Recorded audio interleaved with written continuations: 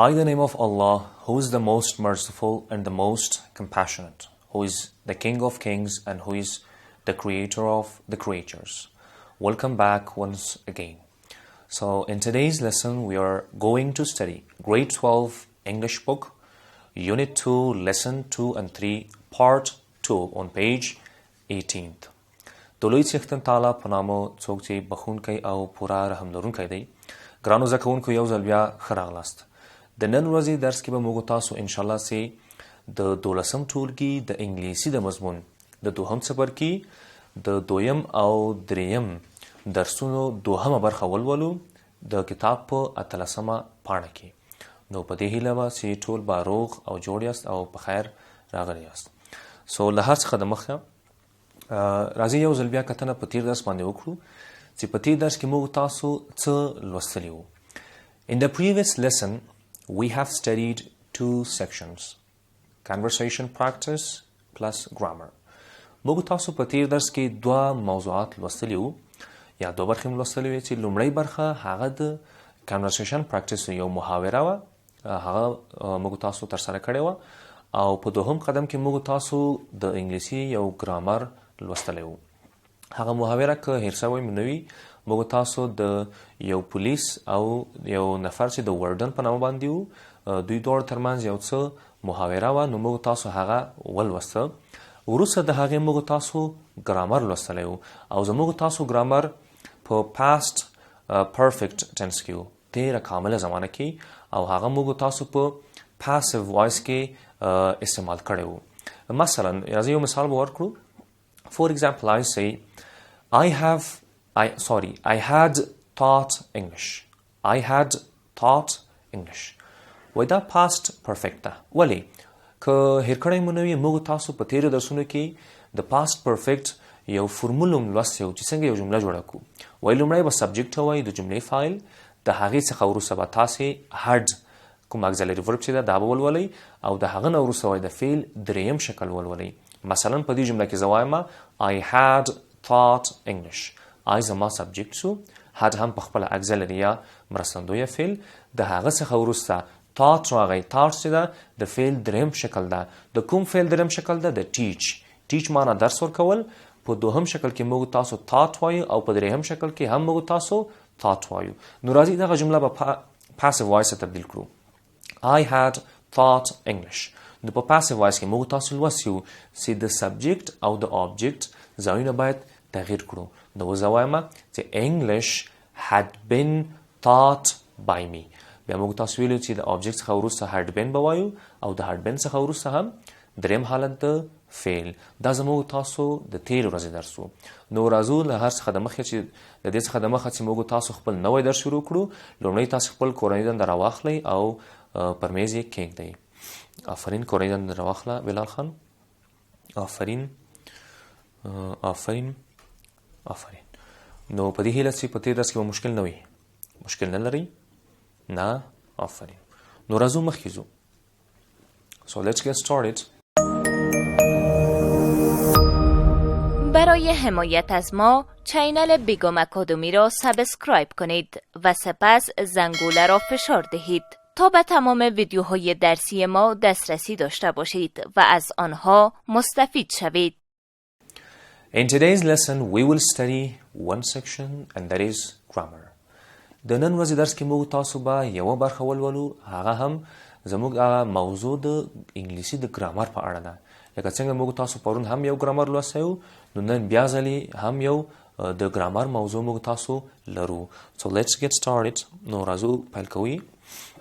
Grammar. Tag questions. Today we are going to study about tag questions. Part A. Do you remember these questions? You come from this area, don't you? Now, man answers, yes, I do. I am from Paktika. It costs a lot, doesn't it? Yes, it does. It's very expensive. Listen. Today we have tag questions. Listen.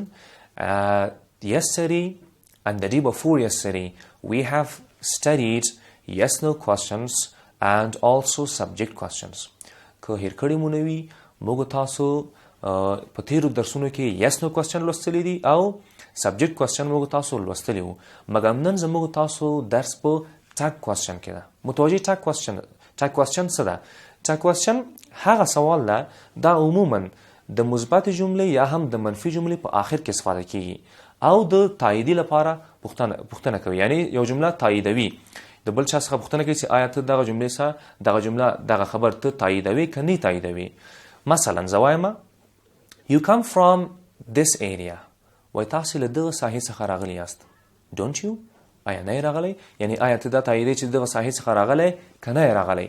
دغه آخر کې Don't you دا یو کوچنی سوال ده چې د ټاګ کوېسچن په نامه باندې موږ ورته په انګلیسي کې ټاګ کوېسچن ویل کېږي. نو په ځواب کې دا نفر څه ورته وایي؟ وایي yes I do، یا هم بیا څه ورته وایي yes I do I am from Paktika. بل it costs a lot doesn't it؟ دغه آخر کې وګورئ doesn't it دې ته په انګلیسي کې ټاګ کوېسچن ویل کېږي. نو په ځواب کې دا بل نفر ورته وایي چې yes it does. Yes it does. It's very expensive. Let's move on. Listen. Remember, we ask questions like these when we think the answer will be yes. The question word comes right at the end. Listen. متوجه موږ تاسو دغه سوالونه یا دغه پوښتنې موږ سوال کوو کله چې زموږ ستاسو تمه یا توقع د مخاطب کس نه دا وي چې ځواب به موږ ته په یس باندې راکړي، یعنی بله مثبت ځواب به موږ ته راکړي. You have to know that the tense is present simple and you have to know that the questions in the present simple tense are asked with do and does. متوجه کله چې جمله زموږ تاسو په سمپل پریزنت ټنس کې یا په حال ساده زمانه کې وي، موږ تاسو لوستي وو چې په حال ساده زمانه کې دوه مرستندویه فعلونه موږ تاسو لرو چې عبارت د ډو او ډز څخه دي. د دې څخه به باید موږ تاسو استفاده وکړو. مثلا زه وایم you come from this area. دا یو مثبته جمله ده او په حال ساده زمانه کې ده، یا هم موږ تاسو لوستلی شو چې دا سمپل پریزنت ټنس ده. نو موږ تاسو یو قانون لرو، وایي ټولې مثبتې جملې د دوی ټاګ کوېسچن باید نیګیټیو وي یا هم منفي وي. اول تاسو باید سبجیکټ پیدا کړئ. په دې جمله کې سبجیکټ څه ده؟ یو ده. د یو سره کوم مرستندویه فعل راځي؟ ډو راځي. نو په منفي حالت کې د ډو منفي حالت به تاسو څنګه وایي؟ ډونټ به وایي. نو لومړی تاسو باید کاما کېږدئ د جملې په آخر کې، بیا به ډونټ وایي. د ډونټ څخه وروسته به بیا سبجیکټ وایي، یعنی د جملې فاعل. د جملې فاعل څوک ده؟ هغه یو ده. نو په آخر کې به یو ولولئ او آخر کې هم یو سوالیه تاسو باید کېږدئ. You come from this area. Don't you? Yes I do. Let's move on. Part B. Make some more questions and answers like the ones above. Use these sentences. اوس موږ تاسو ته یو څه جملې راکړي دي. د دې جملو لپاره تاسو باید یو ټاګ کوېسچن جوړ کړئ او ورته باید بیرته ځواب ورکړئ. مثلا زه وایم You study English. You study English. Yes I do. ځواب یې تر لیکل شوی Yes I do. خو ټاګ کوېسچن نشته. تاسو باید ورته ټاګ کوېسچن اول جوړ کړئ. مثلا زه وایم You study English. Don't you؟ دا حال ساده زمانه ده. سبجیکټ یو ده، نو باید don't ویل سي او جمله هم مثبته ده. مخکې ما تاسو ته وویل چې د مثبتې جملې ټاګ کوېسچن باید منفي وي.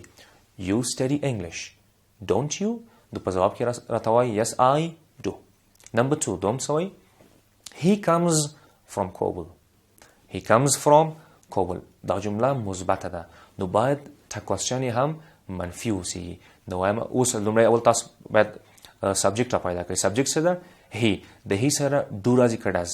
نو موږ تاسو لوستي وو چې د هی شي اټ یا د دریم شخص لپاره باید موږ تاسو ډز استفاده کړو. نو جمله مثبته ده، په منفي ټاګ کوېسچن کې موږ تاسو باید ډزنټ ووایو. نو وایم He comes from Kabul. Doesn't he؟ په ځواب کې ورته وایم Yes he does. Number 3 They sit at the front of the class. ګورئ جمله په حال ساده زمانه کې ده او مثبته ده، نو باید ټاګ کوېسچن مثبت اوسیږي. لومړی تاسو سبجیکټ پیدا کړئ. سبجیکټ څه ده؟ دی ده. نو د دې سره ډو راځي که ډز. موږ تاسو لوستي یو چې له I, you, we او دی او همدارنګه د جمع نومونو سره باید موږ تاسو په حال ساده زمانه کې ډو استفاده کړو. نو جمله مثبت ده، باید ټاګ کوېسچن منفي اوسیږي. They sit at the front of the class. Don't they? Yes they do. Let's move on. مخکې ځو. Part A. Now look at this question. د لاندې سوال ته تاسې وګورئ. You saw some men driving away as you arrived. ګورئ دا جمله په تیره زمانه کې ده، په سمپل پاست ټینس کې. څنګه پوه شو؟ تاسې وګورئ په سوال کې یا په پوښتنه کې د فعل دویم شکل استفاده کړی. سا چې ده د سی فعل دوهم شکل ده. سی لیدل یا کتل، دا لومړی حالت یې ده یا لومړی شکل یې ده، ساده حالت. مګر په تیر حالت کې به موږ تاسو وایو سا وایو. نو دا جمله زموږ تاسو په تیر زمان کې ده. نو په تیر زمان کې موږ تاسو لوستیو چې کوم اګزلري یا کومکی فعل یا مرستندوی فعل استفاده کوو هغه ډیډ ده. نو د دې جملې لپاره زه کوېسچن وایم. You saw some men driving away as you arrived. Didn't you? مثبته جمله ده او سبجیکټ یو ده. نو د یو سره په تیره زمانه کې موږ تاسو لوستیو چې د ټولو سبجیکټونو سره ډیډ استفاده کوو. مګر مخکې موږ تاسو سمپل پریزنټ ټنس ولوستو.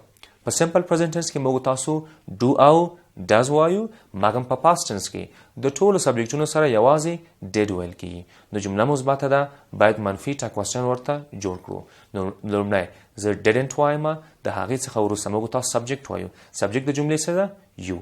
د زه وایم you saw some men driving away as you arrived. Didn't you? نو په ځواب کې سره ته وایي yes I did. نو مخکې هم ما تاسو ته دا وویل چې کوېسچن عموما موږ چې کله کوېسچن کوو نو زموږ تمه دا وي چې ځواب باید موږ ته مثبت راکړل شي.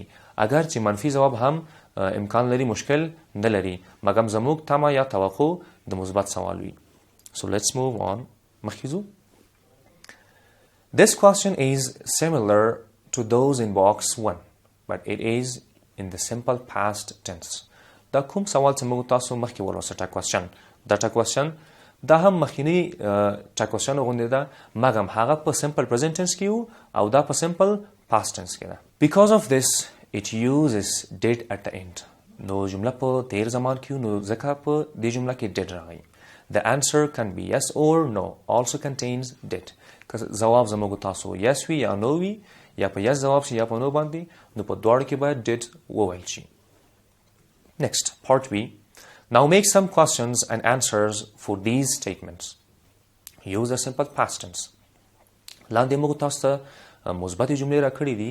د دې مثبتو جملو لپاره تاسو باید هم کوېسچن ولیکئ، جوړ کړئ او هم ورته ځواب ورکړئ. مثلا د مثال په تور زوایم You went to perform Hajj last year. مثبته جمله ده په تیر زمان کې. نو د دې کوېسچن به څه شی شي؟ Didn't you؟ په سوال کې څه وایي؟ Yes I. ځواب کې ورته وایي Yes I did. You saw فرشته yesterday. Didn't you? Yes I did. They knew my father. Didn't they? Yes they did. متباقي څلور جملې ته تاسو باید سوال جوړ کړئ او ورته ځواب ورکړئ.